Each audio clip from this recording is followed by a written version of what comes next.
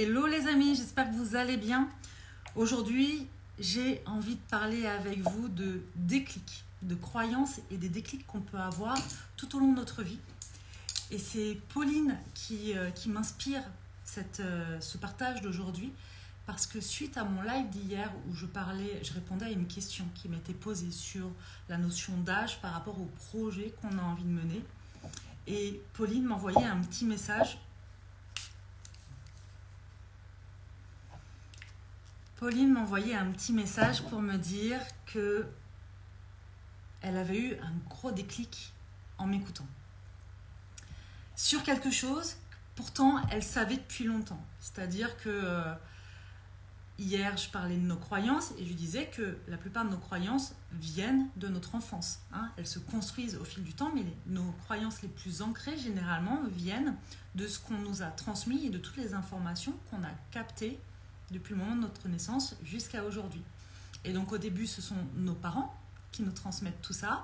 Et puis le cercle un peu plus large familial, je ne vais pas vous le redire, la ville, le pays, l'époque, bref. Tout ça fait qu'on a plein de couches de croyances. Okay, aller lever le voile sur nos croyances, c'est un travail, c'est toute notre vie qu'on fait ça. On est comme des millefeuilles avec 1000 croyances et bien plus. Donc à chaque fois qu'on en soulève une, il y en a d'autres qui viennent et qui apparaissent au fur et à mesure. Et c'est ok parce que la vie c'est expérimenter, mais la vie c'est s'expérimenter. Donc apprendre à se connaître, apprendre à s'aimer, et c'est ça l'évolution. Salut Tania. Donc en fait, Pauline, ce qu'elle me disait c'est ok, quand tu as parlé du fait que certaines de nos croyances viennent de nos parents, moi, je connais une histoire sur mes parents, je connais leur histoire, je connais l'histoire autour de ma naissance et notamment du fait qu'à un moment donné, il n'y a plus d'argent.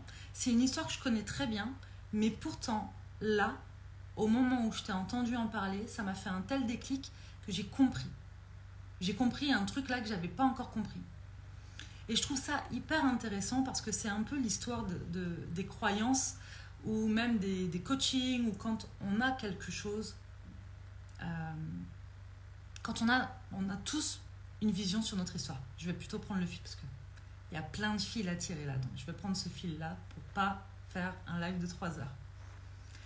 Tous, on connaît notre histoire. Tous, on s'est posé des mots sur notre histoire. Sauf que les mots qu'on pose sur notre histoire, la plupart du temps, c'est très intellectualisé. D'accord ?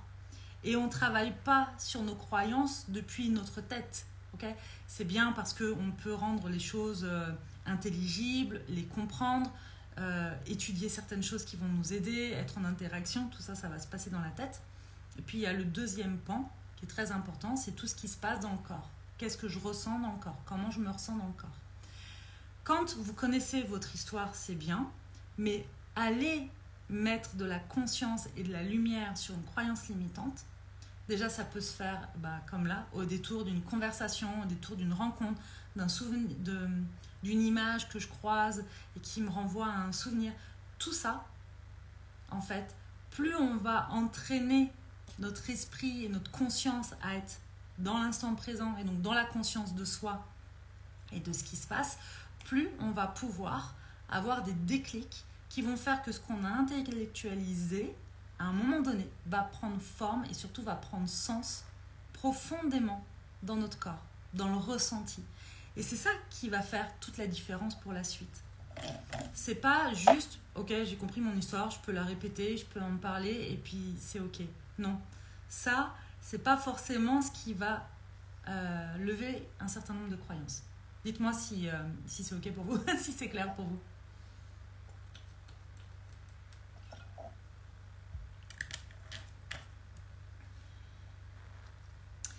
Du coup, c'est à partir du moment où on a cette prise de conscience dans le corps, ce ressenti, merci Pauline, ce ressenti dans le corps, que les vrais changements vont pouvoir s'opérer. Parce qu'à partir du moment où on lève vraiment le voile, on met de la conscience, vraiment de la présence sur une croyance limitante, qu'est-ce qui va se passer? Eh bien, en fait, il va se passer que on va avoir une façon de penser qui va être différente. Et du coup, ça va générer en nous des émotions différentes. Et le fait de générer des émotions, de ressentir des émotions différentes, on va interagir avec le monde extérieur et mettre en place des actions qui, elles aussi, vont être différentes. Et surtout, on va aussi recevoir les informations extérieures d'une manière différente. Sans qu'on ait grand-chose à faire, hein. C'est juste qu'il y a eu une grosse prise de conscience. À partir de là, les résultats seront différents puisque nos mises en action sont différentes. Okay ? Mais tant que j'ai juste intellectualisé l'histoire et que je veux tout de suite changer le résultat, en fait, il manque tout un fil, il manque tout un espace là sur lequel je n'ai pas œuvré. En tout cas, c'est tout le processus que je suis en train d'essayer de squeezer et c'est ce qui fait que je peux, par exemple, me dire tiens, je comprends pas, je suis en train de m'épuiser à faire les choses différemment, j'ai mis plein de trucs en place et ça ne marche pas. Et ça, on le rencontre autant dans la vie privée que dans la vie professionnelle et ça vaut aussi pour les entrepreneurs. J'essaye, je m'épuise, je fais plein de choses, mais ça ne marche pas. Et là, notamment, Pauline, c'était par rapport à son rapport à l'argent. Et le rapport à l'argent chez les entrepreneurs, c'est un gros morceau, même si je pense que le rapport à l'argent, c'est un gros morceau pour tout le monde, parce que, on en parlait avec Carole, on n'a pas été éduqué pour ça, par rapport à l'argent. On n'a pas été éduqué, tout simplement. Et donc, il y a tout à faire après, à l'âge adulte, et c'est bien dommage. Néanmoins, c'est possible et ça passe souvent par les croyances parce que généralement, on a quand même plus ou moins le même rapport à l'argent que nos parents avaient si on ne fait pas ce boulot entre-temps. Si on ne vient pas remettre de la conscience là-dedans, si on ne vient pas observer ça et qu'on ne vient pas remettre en question eh bien, ce qui se passait. Et remettre en question ce que nos parents nous ont inculqué, ça ne veut pas dire les juger, ne pas les aimer ou les rejeter et leur dire que tout ce qu'ils ont fait, c'est de la merde. Ça n'a rien à voir. C'est juste accepter que vous n'êtes pas le prolongement de leur personne, vous êtes une personne à part entière et que donc occuper votre place à vous, ça va passer par une certaine forme de remise en question de tout ce que vous avez reçu, de tout ce que vous pensez parfois encore aujourd'hui qui ne vous convient pas. Et quand je dis qui ne vous convient pas, c'est tout ce qui est inconfortable à l'intérieur. Voilà. Désolée, il y a Seb qui est en train de m'envoyer des messages en même temps, il est dans le salon.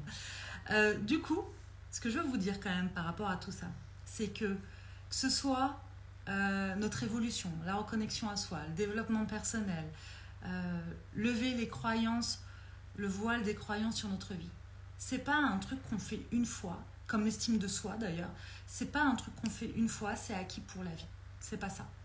Je vous l'ai dit, on a je ne sais combien de couches de croyances. À chaque fois que vous enlevez une, il y en a une autre, et encore une autre, et encore une autre. Et j'ai tendance à croire parfois que plus on enlève, et plus c'est profond, et plus parfois c'est un peu... on va vraiment dans nos zones d'ombre, en fait, dans nos couches. C'est pour ça que c'est bien d'avoir quand même des outils aussi pour nous accompagner dans ces processus. Coucou Valérie, dans ces processus aussi de transformation, d'intégration. Et donc toute notre vie, on passe du temps à s'observer, à observer nos ressentis, à avoir des déclics, donc je vous le disais, en fonction des conversations, de ce qu'on entend, de ce qu'on voit, de ce qu'on perçoit et de ce qu'on reçoit. Et puis une fois qu'on a les déclics, on va prendre un temps pour les digérer. Hein. On observe et on s'observe avec cette prise de conscience. On ne cherche pas à tout de suite passer à l'action. On ne cherche pas à passer tout de suite à l'action. Donc d'abord, on digère parce que ça brasse de mettre de la conscience sur des zones d'ombre. Ça brasse de prendre conscience de certaines croyances, surtout quand elles ne sont pas intellectualisées, mais que justement, on les ressent très fort dans le corps. Donc, souvent aussi, on peut avoir cette sensation de « enfin, ça y est, je ressens ce truc et tout devient clair, ça devient plus léger. » Et souvent, c'est ce qui se passe aussi quand on intellectualise moins les choses. Bref, une fois qu'on a intégré, on va commencer à expérimenter. Et on va trouver, au fur et à mesure, un nouvel équilibre qui, quelque temps après, va être déséquilibré par de nouvelles informations, une crise dans notre vie, peu importe, quelque chose qui se présente, qu'on va devoir de nouveau observer, avoir un déclic, digérer, intégrer, etc., etc. Et toute notre vie, on fait ça. Et pour toutes les personnes qui pensent que le bonheur, c'est ne jamais avoir de bas et que c'est juste une espèce de long fleuve tranquille de je suis happy tous les jours, eh bien c'est exactement ça qui fait qu'on peut se sentir malheureux. Parce que le bonheur, c'est absolument pas ne plus jamais ressentir des choses inconfortables ou désagréables, c'est bien au contraire savoir accueillir ça et s'aimer avec ça. Plus on va lutter, plus ça va être déconfortable, plus ça va être inconfortable, plus on va se rejeter et se désaimer parce qu'on s'imagine qu'on devrait mieux faire, et plus ça va être difficile. Donc on accueille. Et puis la dernière chose que je veux vous partager par rapport à ces croyances, c'est justement que lorsque elles arrivent dans le corps, je pense que vous l'avez compris, c'est aussi ce que j'essaye de vous dire.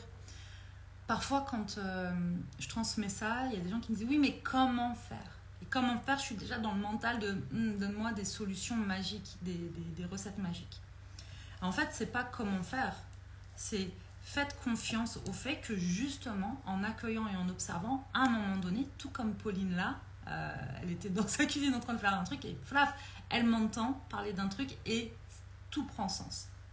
Ça vient à la conscience en fait, dans le corps, il y a ce ressenti. À partir du moment où il y a ça, vraiment, tout le processus il se fait naturellement. Parce que de fait, la manière dont elle va interagir et réceptionner les informations vont être différentes. Donc forcément, les pensées, les émotions vont suivre, les actions aussi et les résultats aussi. Voilà ce que j'ai envie de vous partager par rapport à ça. Alors, j'ai juste vu quelques petits messages. Renato, je n'arrive pas à lâcher prise. Il y a plein d'outils pour ça. Il faut prendre soin de son système nerveux, voir ce qui fait que parfois on a ce besoin d'être dans le contrôle. Généralement, ça peut être aussi soit en lien avec des croyances, soit en lien avec une insécurité intérieure. Demander de l'aide. Ah oui, tu dis, j'ai totalement perdu confiance en moi. Manque de confiance en toi, manque de lâcher prise et tout ça, va voir la formation holistique. Vraiment, je pense que ça peut grandement t'aider. Pauline, je trouve que tu nous prépares bien à accueillir nos pardons. Merci Pauline. Pauline qui est dans la tribu holistique et expansion. Et effectivement, c'est tout le but en fait de ce que j'enseigne et transmets dans toutes les formations, dans tous les programmes que je propose. C'est vraiment de faire en sorte que vous puissiez justement avoir des déclics. Et généralement, c'est ce qui se passe, qu'il y ait des déclics et que je puisse aussi vous accompagner pour que ça soit plus confortable, le plus confortable possible ensuite dans le processus d'intégration. Parce que sinon, ça reste juste un truc un peu en surface et c'est surtout pas ce que je veux dans tout ce qu'on propose. Et c'est aussi ce qu'on fera avec les entrepreneurs parce que pour moi, la manière dont on entreprend, dont on crée tout ce qu'on crée dans notre vie, donc y compris nos entreprises, nos projets, enfin peu importe, ça va aussi dépendre de nos croyances et de la manière dont on se connaît et on agit dans notre vie de tous les jours. Okay ? Donc c'est pour ça que de toute façon, même dans ce groupe de travail là qu'on forme pour les entrepreneurs, qu'on est en train de créer pour les entrepreneurs, il y aura aussi toute une part au niveau de la connaissance de soi, donc les croyances, notre rapport à l'argent, notre rapport aux autres, comment on communique, bref, il va y avoir plein de choses à ce niveau-là. L'humain ne sera surtout pas laissé de côté, bien au contraire, parce que derrière votre entreprise, eh bien, il y a vous, l'humain, qui l'a fait vivre.